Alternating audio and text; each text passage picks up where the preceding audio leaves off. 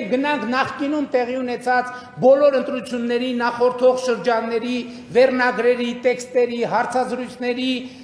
մոնիտորինգ անենք։ Խոսույթի 70-ից 80%-ը նվիրված է նրան, թե ինչպես է իշխանությունը կեղծելու ընտրությունները։ 2018 թվականից ի վեր որևէ մակարդակի ընտրություններում դուք որևէ մեկից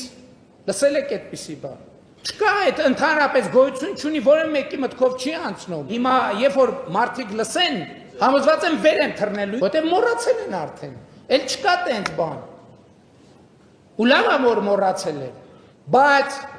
այս ընտրություններում որոշ դեմքեր տեսնելով նրանք պետք է հիշեն դա եւ հիշողությունը պետք է արտահայտվի քվեարկությամբ։ Եվ ժողովուրդը պետք է որոշի ինչքանով է ինքը պատրաստ իր ազատությունը պաշտպանել, իր անկախությունը պաշտպանել։